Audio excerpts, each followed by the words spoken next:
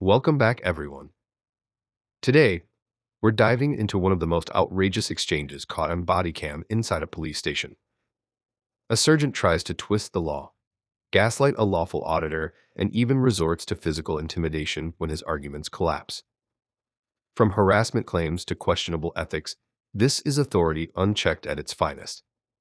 Stay tuned, because by the end of this video, you'll see just how far some officers will go when cornered by the law and by their own camera footage.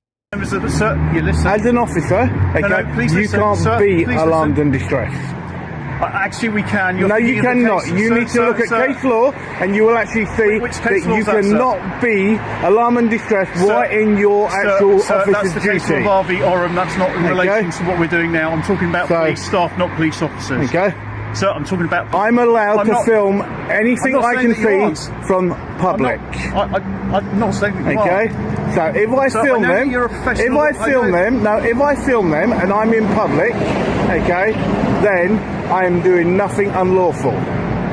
Nothing. Nothing. Okay. Correct. Right. So if you cause alarm, harassment, and distress through your actions, okay, then you commit an offence on Section 5 of the Public Order Act. Section 5? Okay. So have you got a member of the public that's a complainant? I'm not saying that you've done that yet, and I'm not saying, I'm just advising you. I've got no problem with you videoing here. Well, have you got a member of the public that's a complainant? Well, police staff Police staff is not a member of the public. No, they are not. Not when they're actually working. They are? Not when they're working, sir. You need to actually justify that. What are they are police staff and... Okay. Not to video the staff. If you want to video us, that's fine. You're more than happy to do so. No, I will video... Here's where the legal gymnastics start. The sergeant claims police staff can be alarmed or distressed by filming, but that's not how the law works. Public servants performing their duties cannot claim harassment for someone lawfully recording in a public area. This isn't a loophole. It's a foundational principle of accountability. Watch how he pivots to police staff, hoping the label lowers the bar. Whether sworn or civilian, transparency matters. So ask yourself, is this ignorance or a deliberate intimidation tactic dressed as concern? The staff, if they're actually in the if I do get a complaint, so then you may be dealt with under that matter, okay? Well, and that's it. That's the end of it. And just remember, it will be completely unlawful. It will be completely unlawful. Okay, but also, can I just mention to you as well, can you tell me why you didn't actually tell me that you put your body camera on, sir? Okay. I apologise for that. My body camera's on. Is there a reason why you didn't tell me you were videoing me? I don't need to. Okay, under your actual code of ethics. Thank you very much for your time, okay, sir. So yes, go on. Under my code of ethics. Under your code of ethics, under section 3.5, okay, you're meant 3.5 what? 3.5 of your code of ethics. Sir, there's no such thing as 3.5. Yes, there is. Yes, there is, sir. You need to actually look at it, okay?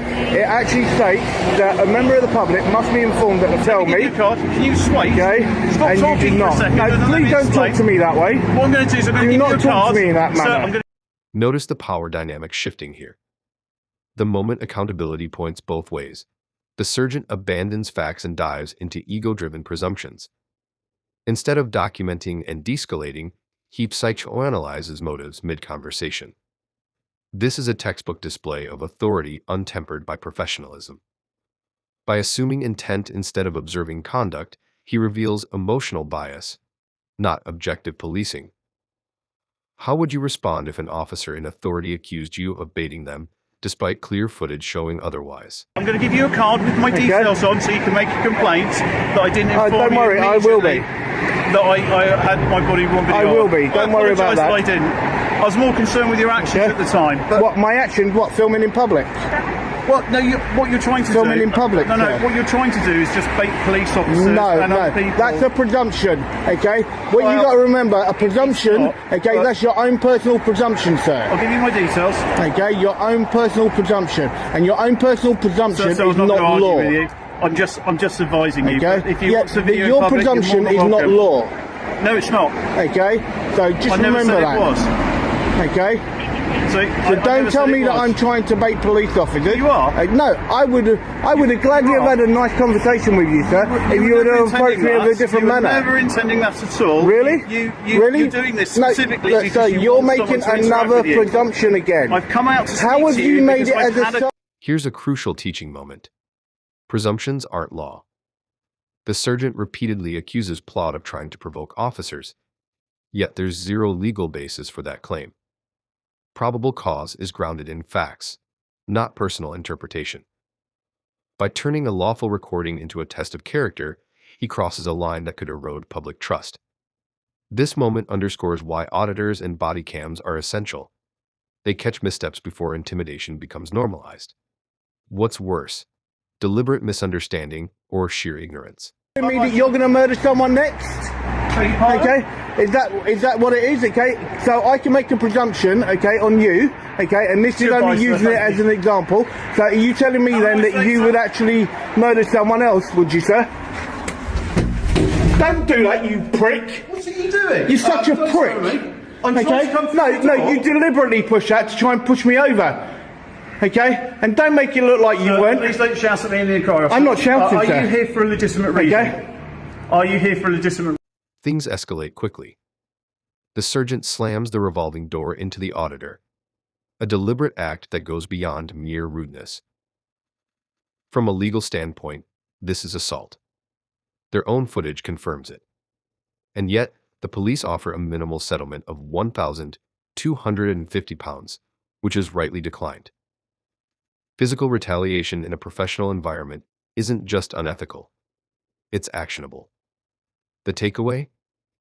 Even a single moment of lost control can trigger liability, and body cams make it impossible to deny accountability. Reason.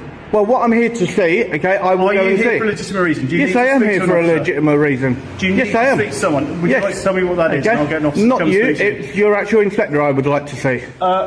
He's not here at the moment, but I can give you the details on how you can contact him. Yep, if you could.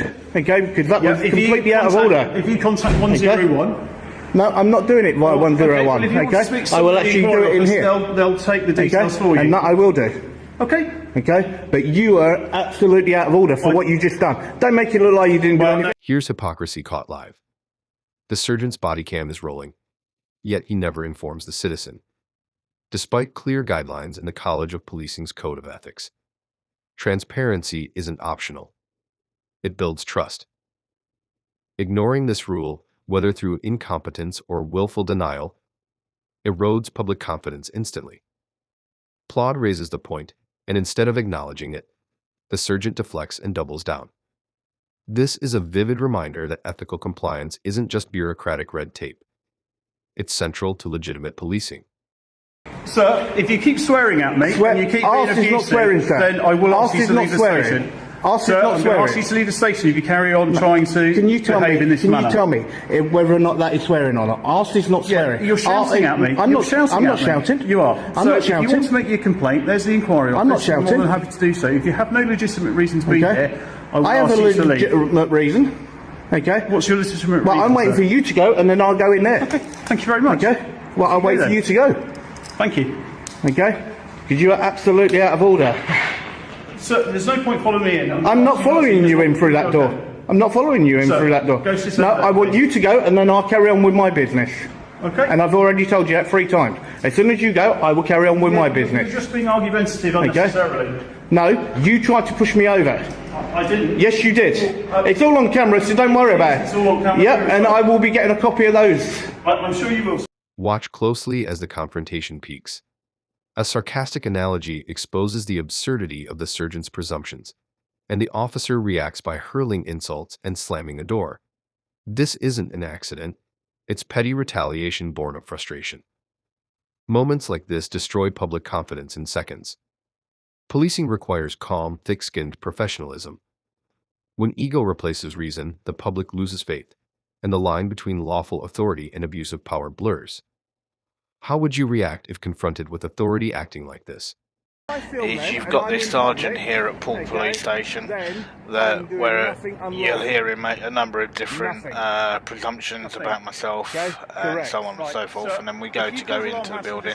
He goes through the actual turnstile door in front of me, he pushes it really fast, the door behind me slams into the back of me, and then he tries to act like nothing actually happened, and from their own camera footage it's actually come out, yep, Okay, it was full-on assault is what it actually was, because it was deliberately done. And basically they've offered £1,250, which has been declined. I'm not interested in that, and basically, yep, so we're going to push through and actually hopefully get this type of copper that should not be on our streets In summary, this case highlights unchecked authority, misinterpretation of harassment laws, and the consequences of personal bias over objective policing. From verbal confrontations to physical aggression, the sergeant violated both ethical and legal standards. The offered settlement was insufficient, proving the importance of holding officers accountable. If you found this case as shocking as we did, hit that like button, share your thoughts in the comments, and don't forget to subscribe for more jaw-dropping courtroom breakdowns.